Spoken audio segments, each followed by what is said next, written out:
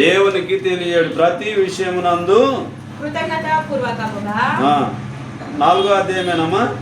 4వ అధ్యాయము 6వ వచనం. దేనిని గురించి చింతపడకుడి గాని ప్రతి విషయంలోనూ ప్రార్థన విజ్ఞాపముల చేత కృతజ్ఞతాపూర్వకముగా మీ విన్నపములు దేవునికి తెలియజేయుడి. 7వ వచనం. అప్పుడు సమస్త జ్ఞానమునకు మించిన దేవుని సమాధానం యేసుక్రీస్తు వలన మీ హృదయములకు మీ తలంపులకు కావలి ఉండును. ప్రతి విషయమునందు ఏం చేయాలంటుంది? కృతజ్ఞత చెల్లించమంటుంది. అలాగనే సమస్త ఇప్పుడు విజ్ఞాపనముల చేత కృతజ్ఞతాపూర్వకంగా ఉండాలి. నేటి దినాన మనం నేర్చుకోబోయే అంశము విజ్ఞాపన. దేవుణ్ణి వేడుకోవడము, దేవుని దగ్గర మొరపెట్టడము, దేవుణ్ణి అడుక్కోవడము, దేవుని యందు విశ్వాసం ఉంచడము, దేవుని యందు స్థిరమైనటువంటి బుద్ధి కలిగి ఉండడంలో విషయాన్ని మనం చూస్తూ ఉన్నాం. కీర్తనలు 119వ కీర్తన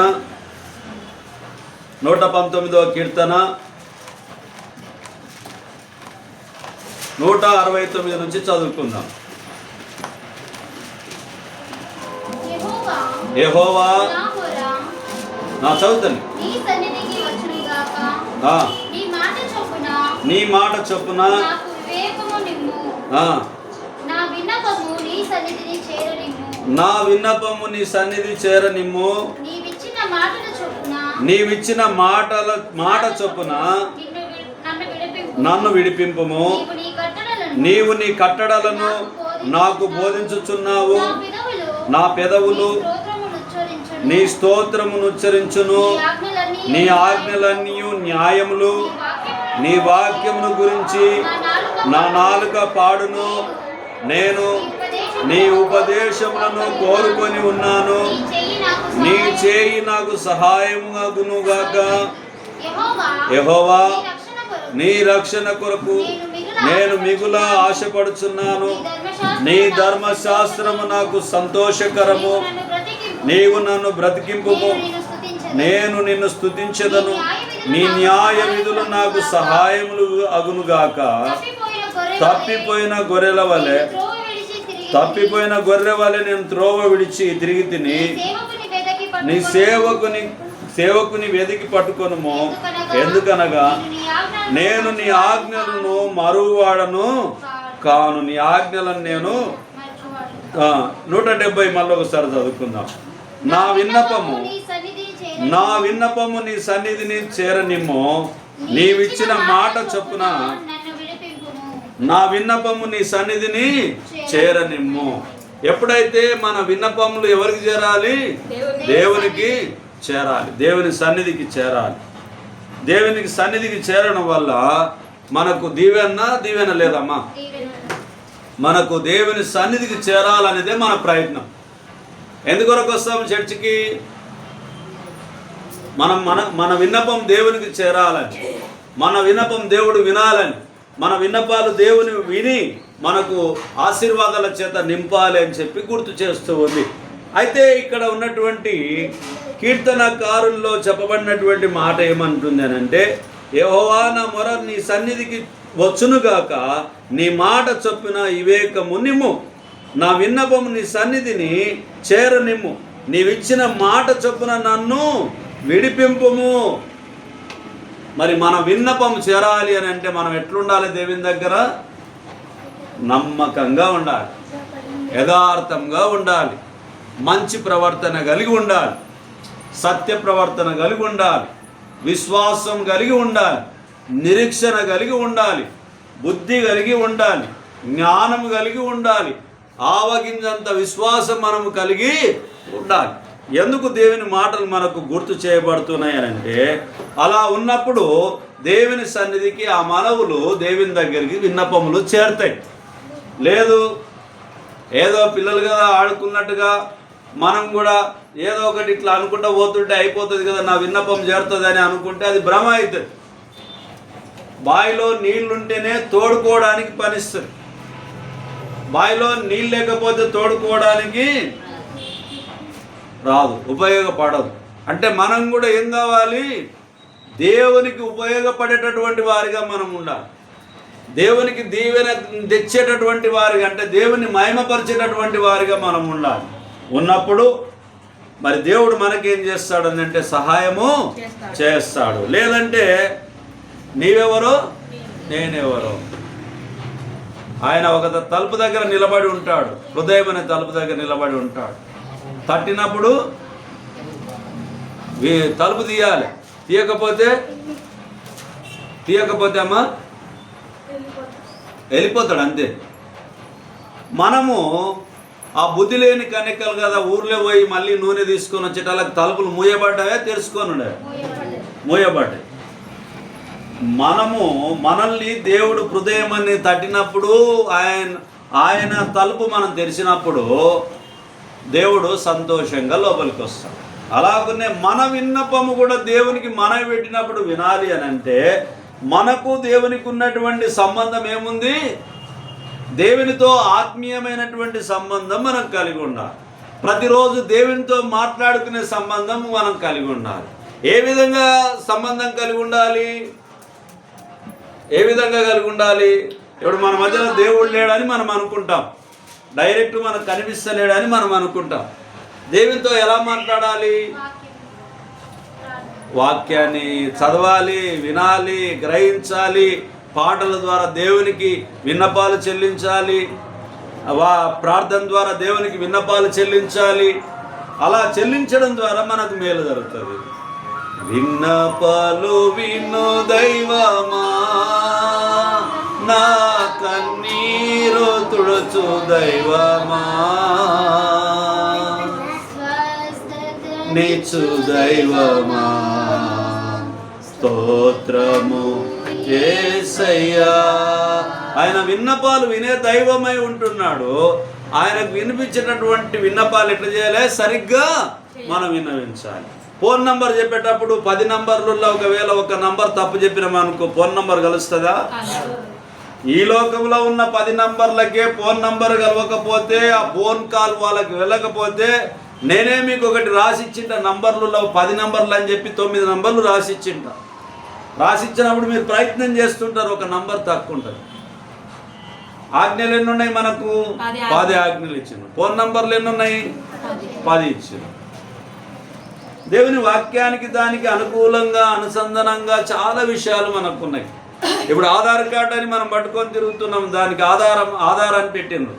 అంతకుముందే పరిశుద్ధ గ్రంథంలో ఆధారం అనేటటువంటిది ఉంది. చాలా వరకు పాటలు కూడా వాడతాం కదా మనం. ఆధారం నీవే యేసయ్యా,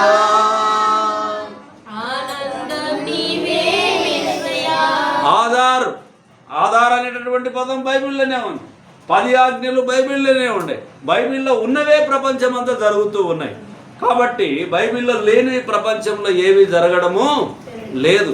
మన విన్నపాలు సరిగ్గా చేరాలి అని అంటే మనం ఎట్లుండాలి? దేవునితో మంచిగా ఉండి, నమ్మకంగా ఉండి, దేవునికి మొరపెట్టే వారిగా, విన్నవించేటటువంటి వారిగా మనం ఉండాలి. ఏబు గ్రంథము 41వ అధ్యాయము 3వ వచనం చూద్దాం. ఏబు గ్రంథము 41 3వ వచనం. అది నీతో విన్నపములు చేయునా, మృదువైన మాటలు నీతో పలుకునా, శాశ్వతముగా దానిని దాసునిగా చేసుకొనున్నట్లు అది నీతో నిబంధన చేయునా. 11వ అధ్యాయము 19వ వచనం చదువుకుందాం. ఏబు గ్రంథం 11:19.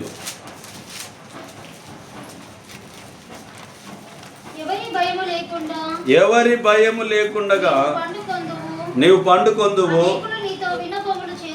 అనేకులు నీతో విన్నపములు చేసెదరు. ఎవరి భయము లేకుండా నీవు పండుకొందువు, అనేకులు నీతో విన్నపములు చేసెదరు.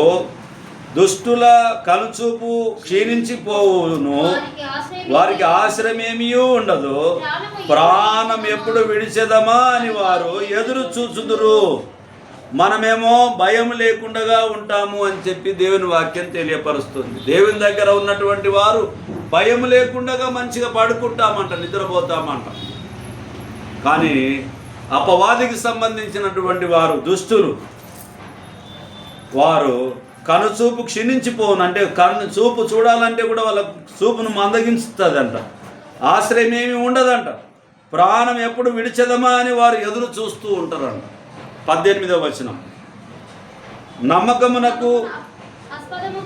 నమ్మకమునకు ఆస్పదము కలుగును గనుక నీవు ధైర్యంగా ఉందువు. నీ ఇంటిని నీవు పరిశోధించి సురక్షితంగా పండుకొందువు. ఎవరి భయం లేకుండా నీవు పండుకొందువు.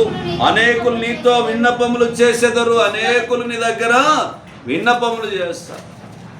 ఎవరైనా న్యాయం చేసేటటువంటి వారు ఉంటే వారింటికి తరచుగా పెద్ద మనిషి అని చెప్పి ఏదైనా సమస్య వచ్చినప్పుడల్లా, అయ్యా పెద్ద మనిషి మాకు న్యాయమర్శ చేయ్యా అని విన్నపాలు చేస్తూ ఉంటారు. పోతామా లేదమ్మా పంచాయతీ చేసేటప్పుడు? ఎవరైనా పెద్ద మనుషులు ఊర్లో ఉంటే పోతామ్మా. ఏదైనా లెటర్ రాసేది ఉంది అని అంటే అప్పుడు ఏం చేస్తుంటే చదువుకున్నటువంటి వాళ్ళ దగ్గర పోయి లెటర్ రాపిస్తాడు. ఇవన్నీ కూడా దేవుడిచ్చిన ఆధిక్యత, దేవుడిచ్చిన ఆధిక్యత. మన విన్నపాలు ఎవరికి చెప్పాలి? దేవునికి చెప్పాలి. చెప్పినప్పుడు అవి జరగాలి అని అంటే మనం ఎట్లుండాలి? నమ్మకంగా దేవుని దగ్గర మన విన్నపాలు చేరవేసేవారిగా ఉండాలి. లెటర్ రాసిండ్రు అనుకోండి అమ్మా, లెటర్ రాసిండ్రు మీరు నాన్నగారికో అమ్మగారికో దూరంగా ఉండి లెటర్ రాసిండ్రు అనుకోండి.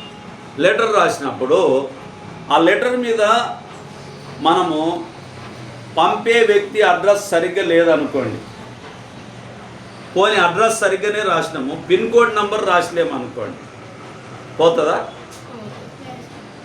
పోస్ట్ ఆఫీస్ వాళ్ళు ఏం వెతుకుతారు? పిన్ కోడ్ నంబరే వెతుకుతారు.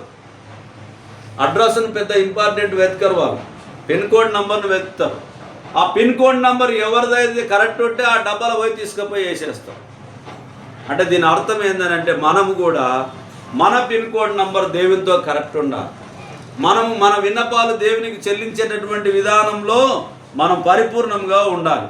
దినవృత్తాంతములు 2వ గ్రంథము 6వ అధ్యాయము 21వ వచనాన్ని చూద్దాం. 2వ దినవృత్తాంతములు 6:21.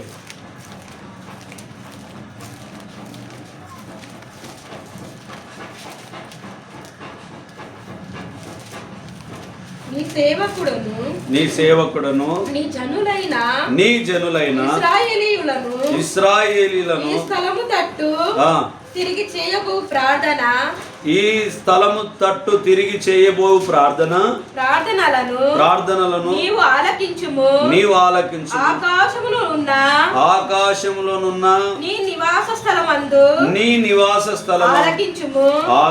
ఆలకించునప్పుడు క్షమించుము. ఆలకించినప్పుడు మళ్ళీ ఏం చేయమంటున్నాడు? క్షమించమని చెప్తున్నాడు. ఎవరు కోరుతున్నారమ్మా ఇది? సొలొమోను దేవుని జనులను దీవించి స్తుతించెను. మందిరపు ప్రతిష్ఠ సమయంలో సొలొమోను గారు ప్రార్థన ఏమని చేస్తున్నారు? మీ మందిరంలో ఉండి ప్రార్థన చేసినప్పుడు వారిని క్షమించమని చెప్పి దీవించమంటున్నాడు, క్షమించమని చెప్తూ ఉంటున్నాడు. కాబట్టి మనం కూడా దేవుని సన్నిధికి వచ్చినప్పుడు, నాయనా మేము దేవుని సన్నిధికి వెళ్తూ ఉన్నాం, ఆ సన్నిధిలో జరిగేటటువంటి ప్రార్థన, ఆ సన్నిధిలో చెల్లించేటటువంటి స్తుతి యాగం, మా విన్నపములు నీకు చేరులాగున మాకు సహాయం చేయమని ప్రార్థన చేయాలి. అలాగనే మా పాపమును క్షమించులాగున నీ సన్నిధికి చేరులాగున సహాయం చేయమని ప్రార్థన చేయాలి. ఎందుకనంటే మహోన్నతుడైనటువంటి దేవునికి మనం ఎల్లప్పుడూ కూడా జ్ఞాపకం చేసుకుంటూ దేవుణ్ణి మరి ఘనపరిచేటటువంటి వారిగా ఉండాలి. నీ సేవకుడును నీ జనులైన ఇశ్రాయేలీలను ఈ స్థలము తట్టు తిరిగి చేయబో ప్రార్థనలను నీవు ఆలకించుము. ఆకాశముననున్న నీ నివాస స్థలమందు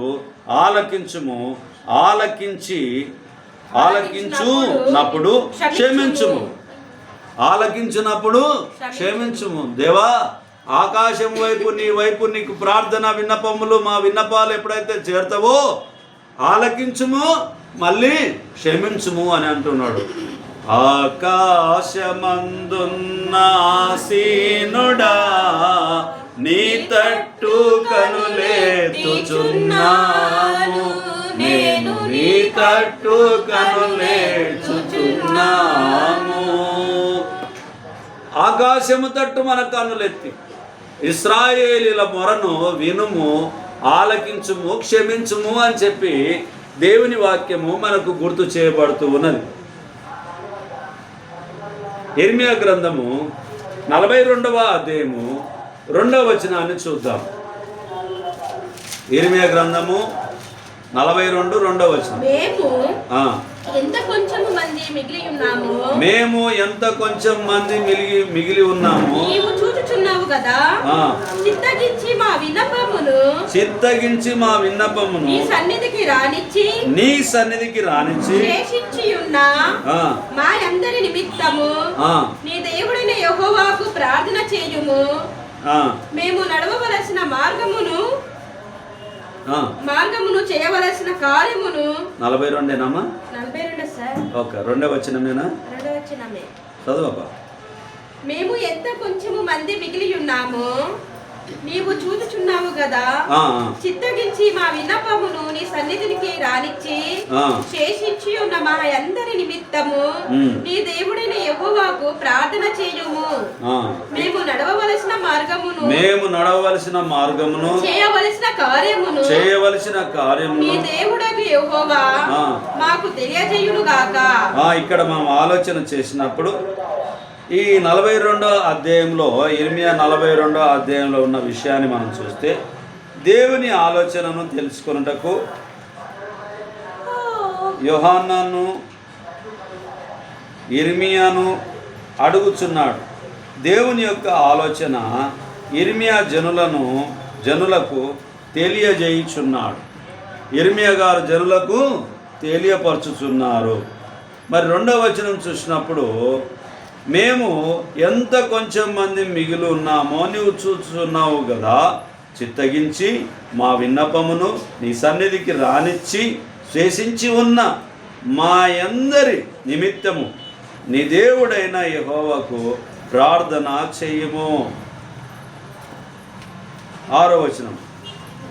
మాకు మేలు కలుగునట్లు మేము మన దేవుడైన యెహోవా మాట వినువారమై, అది మేలే గాని కీడే గాని మేము ఆయన యొద్దకు నిన్ను పంపు విషయంలో మన దేవుడైన యెహోవా సెలవిచ్చు మాట విధేయులమగుదము. మేలైనా కీడైనా కానీ మనకేం కావాలి? మేలే కావాలి, కీడు వద్దంటాం. మరి ఇక్కడనేమో మేలైనా కీడైనా నీ చిత్తం అని చెప్పి విన్నపాలు చెప్తూ ఉన్నారు. మరి విన్నపం ఎట్లుండాలి అని అంటే మేలైనా కీడైనా అనేటటువంటి విషయాన్ని మనం చూస్తూ ఉన్నాం. అమ్మ లేవు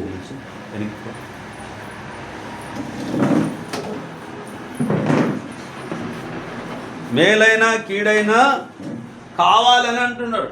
మేము చిన్నగా ఉన్నాం మంద, కొద్దిగా ఉన్నాం మంద, అది ఏమైనా నైనా నీవు మాకు మా విన్నపాన్ని నీవు వినుము అని చెప్పి కోరుతూ ఉన్నావు. ఎందుకు అని అంటే వాళ్ళు విజయాన్ని పొందుకున్నటువంటి వ్యక్తులు చేసినటువంటి ప్రార్థన, వాళ్ళ విన్నపాలు ఎట్లుండవంటే అది ఏమైనా కానీ నీ మీద మేము భారం మోపుతున్నామని చెప్పి విశ్వాసంతో భారం మోపారు. కానీ మనకైతే ఏమనుకుంటాం, ఇప్పుడున్న జనరేషన్లో అన్నీ నాకు మేలే కావాలనుకుంటాం. మన ప్రార్థనలు ఎప్పుడైనా మేలైనా కీడైనా నీ చిత్తం నాయన అనే వాళ్ళం ఎవరన్నా ఒక్క ప్రార్థన వినలే నేను. ఒకవేళ మీరు ఎవరైనా విన్నారో ఏమో నాకు తెలియదు, కానీ మేలైనా కీడైనా ఏమైనా నాయన నీ చిత్తము అనేటటువంటి వాళ్ళ ప్రార్థన నేను వినలే. ఎవరైనా విన్నావా ఎప్పుడన్నా? మేలైనా కీడైనా మేలే కావాలని కోరుకుంటాం, కానీ కీడెవరము వచ్చినప్పుడు సహించుకుంటాము. కానీ ప్రార్థన చేసేటప్పుడు నీవు మేలైనా కీడైనా నీ ఇష్టం నాయన అని అంటామా? రాదు నోటికి. దేవుడు ఏం చూస్తాడు అని అంటే ఈ బిడ్డలు నా మీద విన్నపం చేస్తూ ఉన్నారు కానీ భక్తిగా ఉన్నారా లేదా అని దేవుడు చూస్తాడు. నిజమైన భక్తి ఉంది, అబద్ధమైనటువంటి భక్తి కూడా ఉంది. మనం నిజమైన భక్తిలో ఉండేటటువంటి వాళ్ళం ఎట్లుండాలి అని అంటే నాయన ఏమైనా కానీ నీ చిత్తం నాయన అని మనం ఉండాలి. ఈ పాటలు ఊకనే రాలే. ఏ పాటలు? చాలా వరకు మనం ఇప్పుడు పాడుతున్నటువంటి పాటల్లో నీ ఆజ్ఞ లేనిదే ఏదైనా జరుగునా, ఏమైనా చేయగలవు అనే పాటలు మనం పాడుతున్నాం. ఆయన వీళ్ళు ఏమనుకున్నారని అంటే నీవేమైనా చేయగలవు అని నమ్మిండ్రు, విశ్వాసంగా నమ్మిండ్రు. విశ్వాసంగా విన్నపాలు దేవుని సన్నిధికి చేరాలని వాళ్ళు కోరుకున్నారు. మనం ప్రార్థన చేస్తున్నాం కానీ, మన విన్నపాలు దేవునికి చెప్తున్నాం కానీ విశ్వాసంగా అవి చేరుతున్నవా లేదా అనేటటువంటిది ఎప్పుడైనా మనం పరిశీలన చేశామా? ఎప్పుడు చేయాలి. మేలే కావాలని కోరుకుంటాం. ఏం కోరుకుంటామమ్మా?